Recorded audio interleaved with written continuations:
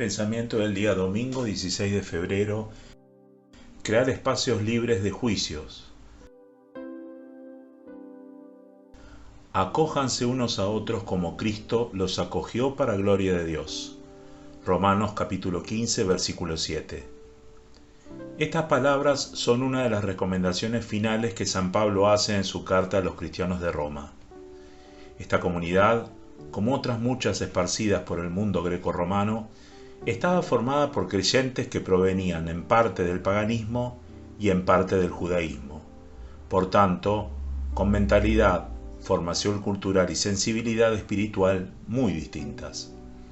Esta diversidad daba pie a juicios, prevenciones, discriminaciones e intolerancias de los unos hacia los otros, que ciertamente no estaban en concordancia con esa acogida recíproca que Dios quería de ellos. Esta palabra llama la atención sobre uno de los aspectos más frecuentes de nuestro egoísmo y, digámoslo también, más difíciles de superar: la tendencia a aislarnos, a discriminar, a marginar, a excluir al otro en cuanto que es distinto de nosotros y podría perturbar nuestra tranquilidad.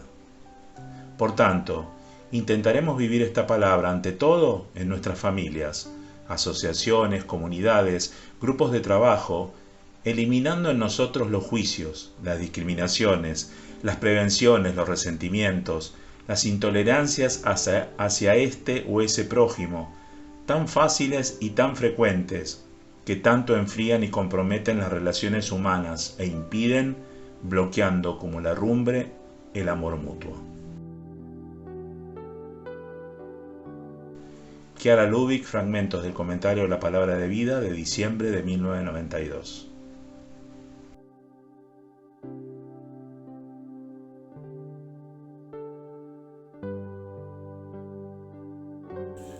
Palabra de Vida, febrero de 2025.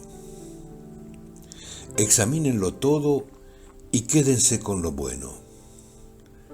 De la primera carta a los Tesalonicenses, capítulo 5, versículo 21.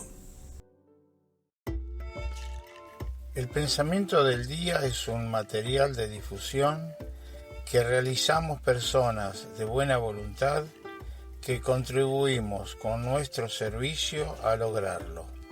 No realizamos ninguna interpretación personal a los escritos de Chiara Lubich. Solo lo difundimos lo más fiel posible.